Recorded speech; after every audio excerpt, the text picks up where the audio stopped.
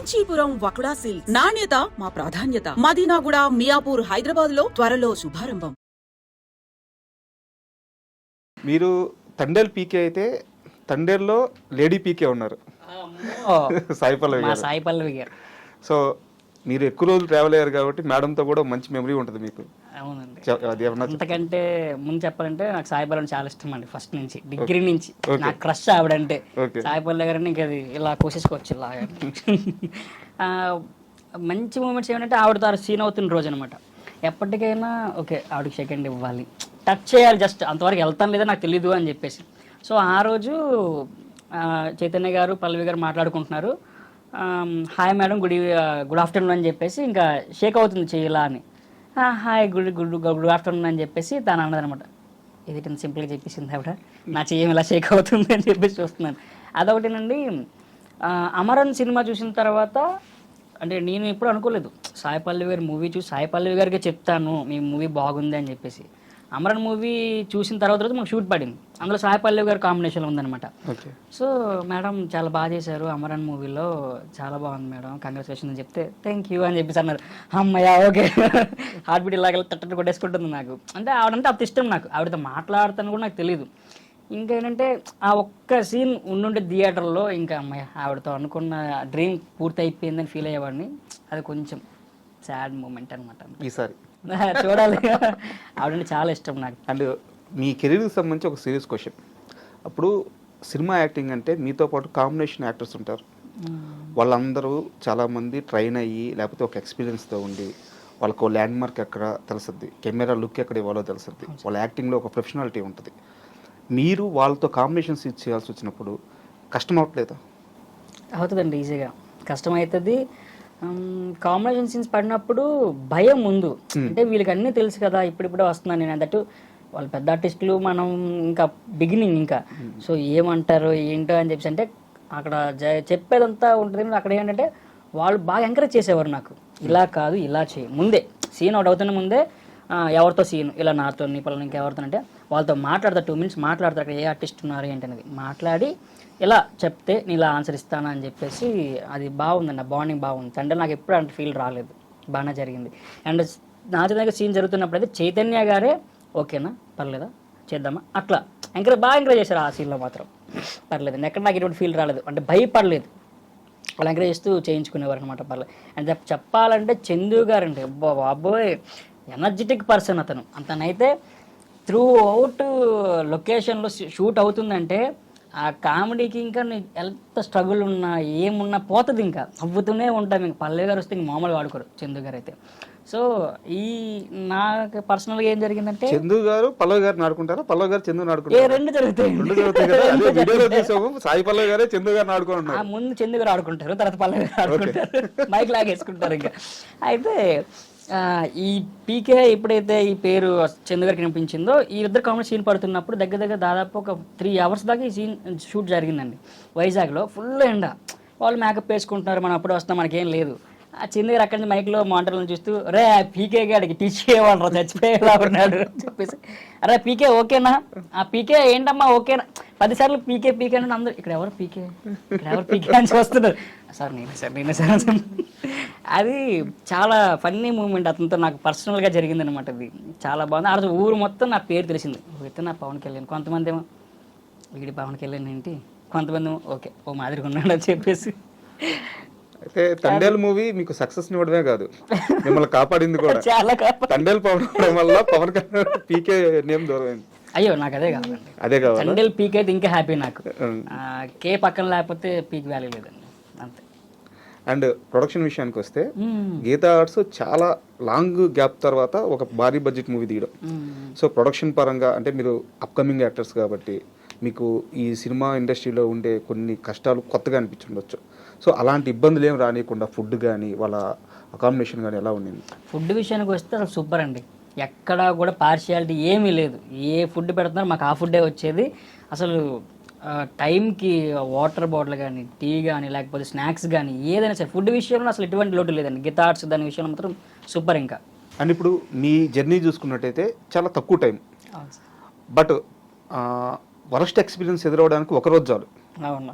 So అలాంటి ఓ experience ఏమైనా face చేస్తున్నారా? వరస్ట్ ఎక్స్పీరియన్స్ అంటే ఉన్నాయండి. ఫస్ట్ అన్నపూర్ణ ఫోటో స్టూడియో అనుకుంటాను సినిమా పేరు.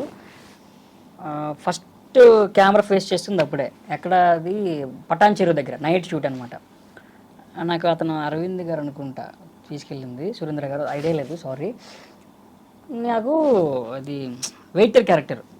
అక్కడ ఎవరు మన అతని పేరు గుర్తు రావట్లేదు, హీరోను కమెడియన్ కూర్చొని మాట్లాడుకుంటుంటారు. వాళ్ళ దగ్గరికి వెళ్ళి సార్ మీకు ఏం ఆర్డర్ కావాలని చెప్పి అడగాలి నేను. ఓకే, అదే ఫస్ట్ నేను కెమెరా చూసి ఇంకా నేను చేస్తున్నాను అని చెప్పేసి చుట్టూ 200 మెంబర్స్ పీపుల్ ఉన్నారు, జూనియర్ ఆర్టిస్టులు మొత్తం ఇన్ని. అక్కడి నుంచి డైరెక్ట్గా చూస్తున్నారు. ఆ అబ్బాయి ముందు చెప్పేశారు ఈ అబ్బాయి చేస్తాడంటే, నేను తీసుకెళ్ళిన అతను ఎవరైతే ఉన్నారో అతను చేస్తాడండి అనేసాను అనమాట. ఇంకా నేను చేసే క్రమంలో దీంట్లో అక్కడి నుంచి బస్సు ఒకటి రావాలి ప్యారలల్గా, ఇక్కడేమో హోటల్లో రన్ అవ్వాలి, చాలా జరగాలి. సో నా వల్ల అది మొత్తం కొలాప్స్ అయిపోయింది. దగ్గర 4-5 టేక్స్ పట్టాయి.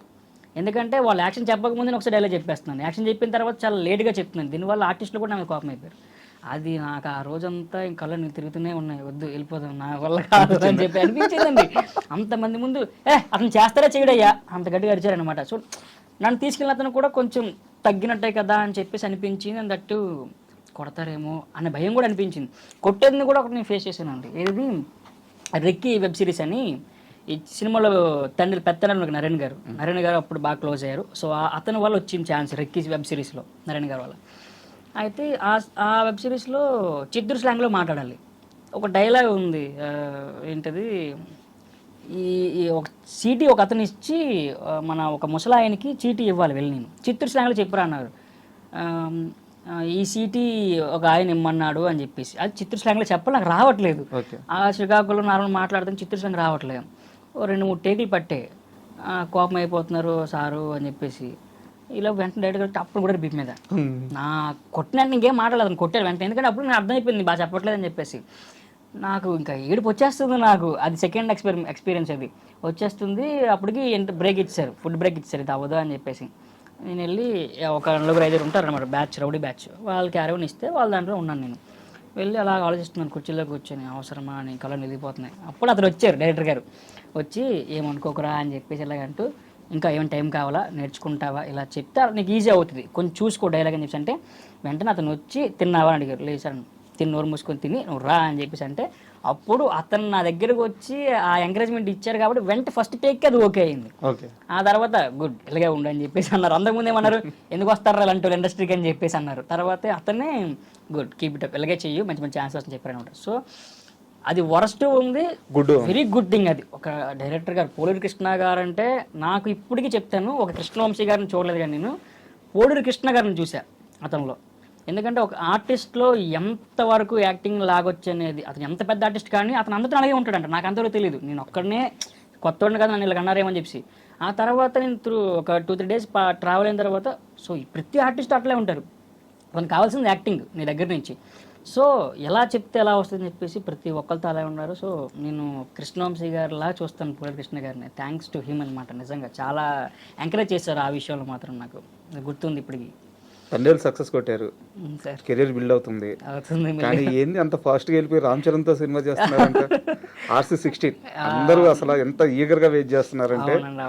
సో మీరు ఆ సినిమాలో యాక్ట్ చేస్తున్నారు కాబట్టి ఏమైనా మీకు తెలిసింది ఆ సినిమా గురించి, ఎలా ఉండబోతుంది? ఏమైనా కంటే ముందండి ప్రతి ఒక్క రామ్ చరణ్ ఫ్యాన్ కి మాత్రం ఒక పెద్ద మాస్ ఫీస్ట్ అది. ఇంకా చొక్కాలు చింపేసుకోవచ్చు. ఇంకా ప్రతి 5 నిమిషాలకు ఒకసారి, అంటే నేను ట్రావెల్ అయినంత వరకు ఒక 5 నిమిషాలు షార్ట్కి కూడా ఇంకా విజిల్స్ వస్తాయి, ఇంకా ఎవడు ఉండడు, అట్లా ఉంటుంది అనమాట సినిమా. మాత్రం మాస్ లుక్, వెరీ మాస్ అనమాట. ఎంతవరకు రంగస్థలం చూశారు కదా, దానికి మించి ఉంటుంది ఆ లుక్ అనేది. ఇంకా స్టోరీ పరంగా వచ్చేసరికి చెప్పకూడదు, ఇది ఓకే అంటే ప్రతి ఒక్క ఫ్యాన్ కూడా సాటిస్ఫై అవుతాడు థియేటర్కి వచ్చిన తర్వాత పక్కాగా. అండ్ ఇతనికి యాంటగోనిస్ట్గా ఒక అతను ఉన్నాడు అనమాట, అతను ఎంతవరకు పేరు బయటికి రాలేదు, ప్రతి ఒక్క ఆడియన్స్ కూడా షాక్ అవుతాడు. రామ్ చరణ్ ఆపోజిట్ లో ఎవరు ఉంటున్నారు ఏంటంటే, అతను ప్రతి ఒక్కరికి మన తెలుగులో అందరికీ తెలుసు, వెంటనే చూసి రే అని చెప్పేసి అరుస్తారు అనమాట. అయితే మీకు తెలుసు? నాకు తెలుసండి, అక్కడ ఉన్నాను కదా తెలుసండి. అండ్ ఇది కాంబినేషన్ లో ఒక మన కోడి రామూర్తి గారికి సంబంధించిన చిన్న విషయంలో జరుగుతూ ఉంటది. ఇది ఓకే, ఇంకా చెప్తే కొడతారు నన్ను. సో ప్రతి ఒక్క రామ్ చరణ్ ఫ్యాన్ కి, అండ్ రామ్ చరణ్ యొక్క యాంటాగోనిస్ట్ కూడా ఫ్యాన్స్ ఉన్నారు దాంట్లో. గట్టిగా ఉన్నారు. చాలా బిగ్ సర్ప్రైజ్ ఇచ్చారు. చాలా ప్రతి ఒక్క ఆడియన్స్ కూడా ఇంకా ఎప్పుడు స్టార్ట్ అవుతుంది అని చెప్పి చూస్తారనమాట. అంత మంచి సీన్స్ ఉన్నాయి దాంట్లో. అట్లా ఇంకా మంచి దాంట్లో కూడా ఒక డెప్త్ ఉన్నది పెడితే ఇంకా హ్యాపీ. నాకు ప్రజెంట్ ట్రావెల్ అవుతున్నాను, ఇంకా ఎంతలో సాగుతుందో తెలియదు ఈ సినిమాలో. మీరు మాత్రం రామ్ చరణ్ ఫ్యాన్స్ కి చాలా హై ఇచ్చారు. అతను ఎప్పుడు అలాగే ఉంటారండి, అతను ఇస్తా ఉంటారు, మేము చెప్పుకుంటాం అంతే. అంతే. అండ్ నెక్స్ట్ కెరీర్ ప్లాన్స్ ఏంటి? నెక్స్ట్ కెరీర్ ప్లాన్స్ అంటే సార్, నేను రైటింగ్ కూడా చేస్తున్నానండి ప్రజెంట్. సో డైరెక్షన్ వైపు వెళ్ళే అంత ఇంట్రెస్ట్ అయితే లేదు, కానీ చేయాలని అయితే ఉంది. కానీ ఎప్పటికైనా ఆర్టిస్ట్గానే సెటిల్ అవ్వాలి అంతే. ఎందుకంటే ఒక గుర్తింపు కోసం నేను ఇక్కడ దాకా వచ్చి ఒక 4 years దాకా ఇంట్లో వాళ్ళతో మాట్లాడుతూ, అక్కడ పక్క వాళ్ళతో మాట్లాడుతూ, అప్పుల వాళ్ళతో కూడా మాట్లాడుతూ, సో ఇంత చేస్తున్నాను, చదువుని పక్కన పెట్టేసాం, చదివిన సర్టిఫికేట్స్ కూడా పని లేదు అంటే ఖచ్చితంగా మన ఊరు వెళ్తే మన కోసం క్లాప్స్ కొట్టాలి, వాళ్ళు మన కోసం వెయిట్ చేయాలి, ఒక ఫీల్ ఉంటుంది. ఓకే వచ్చాడు మనోడు అని చెప్పి దీనికోసం వెయిటింగ్ అంతే. యాజ్ ఆర్టిస్ట్గా మాత్రమే ఖచ్చితంగా అది ఇప్పటికైనా అవ్వాలి అంతే. ఓకే పవన్ గారు, మీరు ఏవైతే అనుకుంటున్నారో అవన్నీ అచీవ్ చేయాలని, థ్యాంక్ యూ సో మచ్, యాక్టర్గా బిగ్గెస్ట్ సక్సెస్ అవ్వాలని మనస్ఫూర్తిగా కోరుకుంటున్నాను. థ్యాంక్ యూ సో మచ్ అండి. Thank you.